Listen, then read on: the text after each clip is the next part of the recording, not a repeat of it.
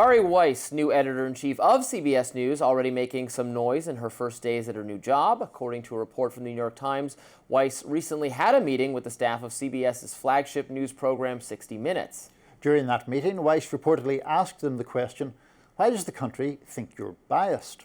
The NYT article says that inquiry was met with stunned awkwardness. Quote, "The staff of 60 Minutes, the nation's most watched news program, view their coverage as firmly non-partisan and reject criticism from President Trump and his allies, who argue that it has a liberal slant." The exchange added to the uncertainty that has settled over CBS News as hundreds of producers, anchors and correspondents take stock of their institution's unorthodox new boss in her first 2 weeks on the job. Weiss's appointment to editor-in-chief was viewed with mixed feelings. Detractors cite her lack of traditional broadcast TV experience, and as one CBS staffer put it to The Guardian, Weiss has a political agenda. She previously was an opinion columnist for the New York Times, but she left that paper in 2020 over what she called a hostile culture and lack of viewpoint diversity. Weiss helped found her own media company, the Free Press. That company was then bought by CBS's parent company, Paramount Skydance, which is currently run by David Ellison.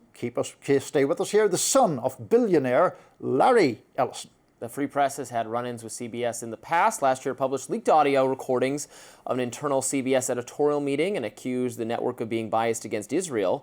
Weiss is now reportedly expressing concerns about leaks and looking to keep more from happening. The New York Times article says she's complained that her comments at private CBS meetings keep turning up in media reports, asking if the company can identify the leakers, according to 3 people familiar with her remarks. Writer David Cleon was unsurprised by those reports, saying, "Set aside her ideology for a second. She was hired to gut a newsroom she's never worked in. She has no roots there, has earned no one's respect, is there because the son of the richest guy on earth likes her blog. People are going to leak. Any actual journalist knows that." Right. You're sneering at that remark. It's kind of what I think, to be perfectly honest. Well, there's going to be leaks, yes. Right. There's nothing you can do about that. It's a large news organization. Where a lot there of people are are leaks just at every news organization. It's just not realistic to think people aren't going to. Media reporters love speaking to other media reporters. They certainly happens do. everywhere. It's happened here. It happens everywhere. No, for sure. So that you just got to learn to deal with. I don't like this.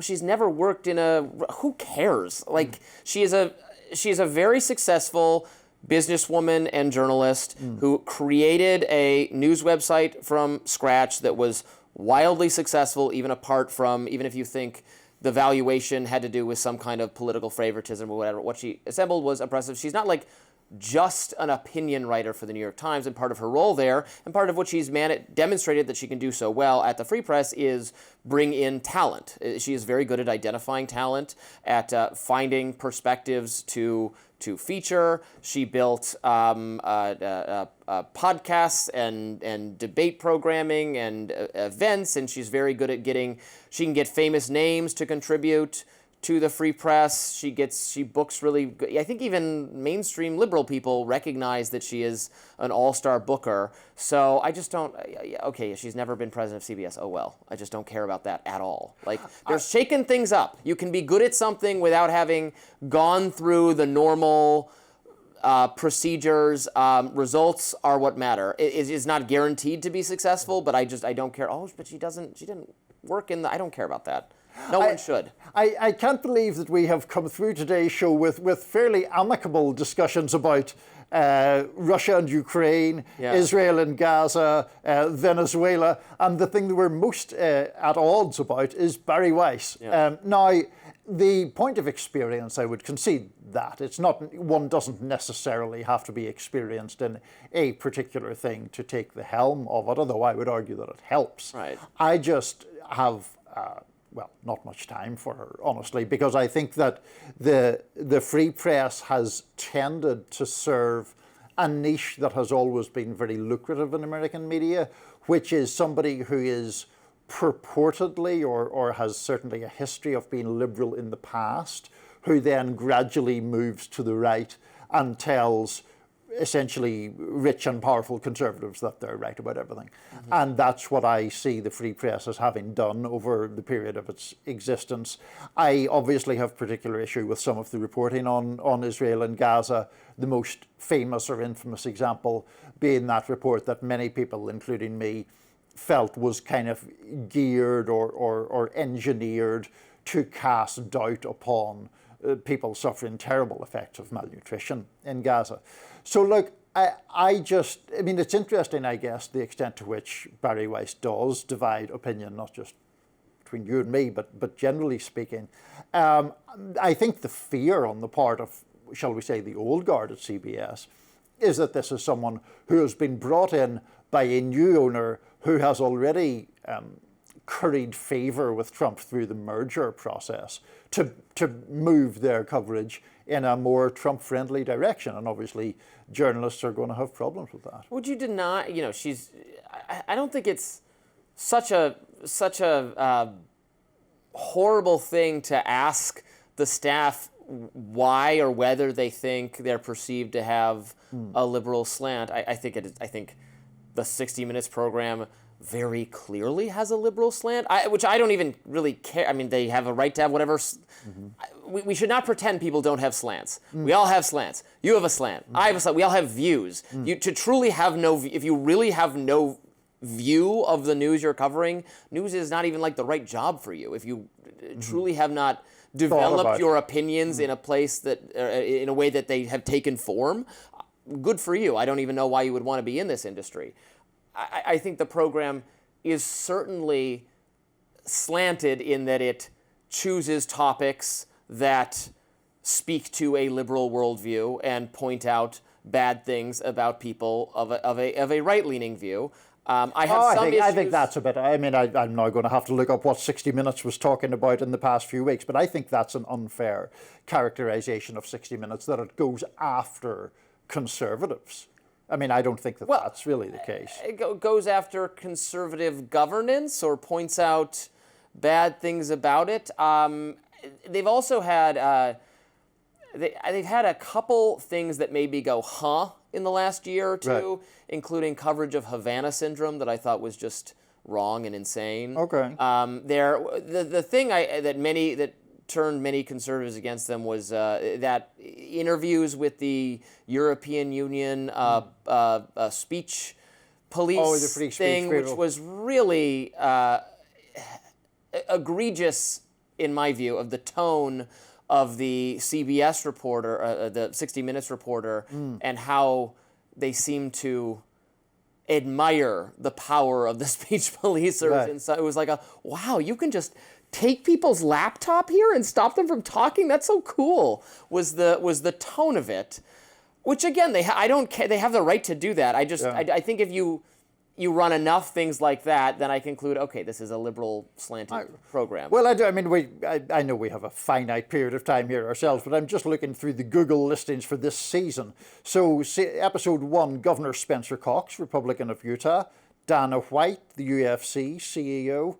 What did they do the next week? The National Vaccine Injury Compensation Program. I don't really know what that I bet is that's about. Guy not going to be friendly to RFK Jr. on that one. Retired General Tim Haw discusses China's cyber campaign. I don't know whether one would characterize that as liberal or conservative. I just don't think that it is really fair to characterize it as 60 Minutes or CBS generally as going around enacting hit jobs of conservatives. And I certainly thought, as I have said numerous times here, that Trump's suit against 60 Minutes over the Kamala Harris interview was an absurd suit that would have easily been defeated in court. But of course, there were business imperatives to settle that, to grease the wheels of the merger. I thought that was a pretty abject performance on the part of the then owners of CBS, and it's now different ownership because the merger went through.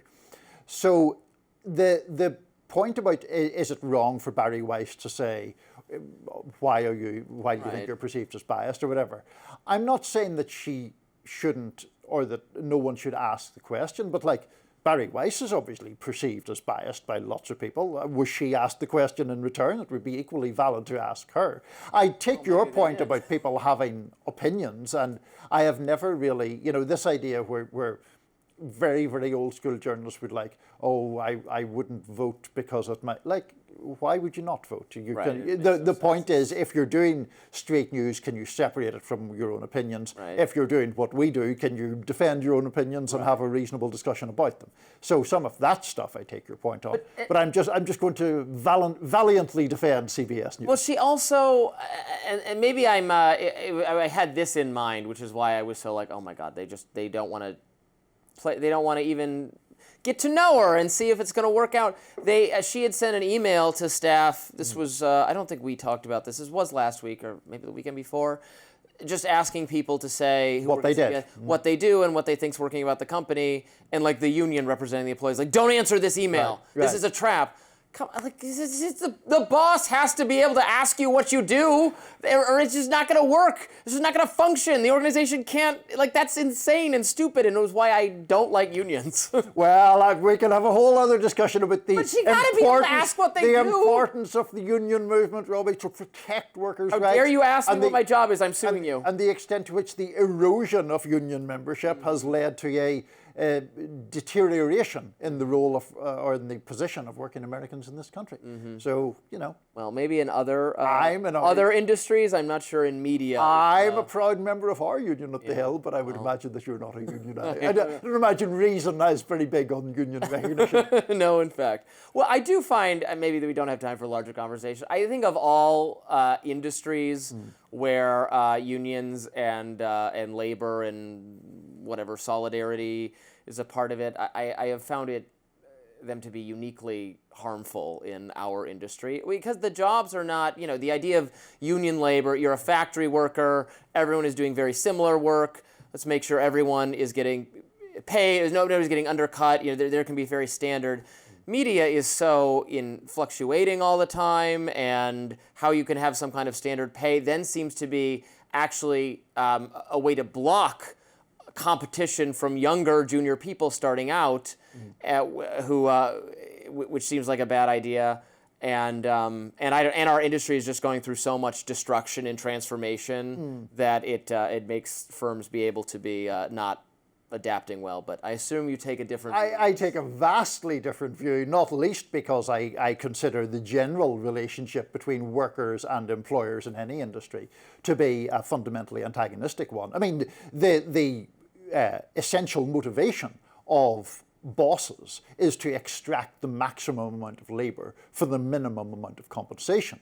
And in order for workers, be they doing this job or working on a factory floor or working in any other format, is to bind together to improve those conditions and to increase their own bargaining power appropriately. All right. Well, next up, Oscar-winning actor Robert De Niro did not hold back in his criticisms of President Trump in a recent interview. We'll be right back to look at that.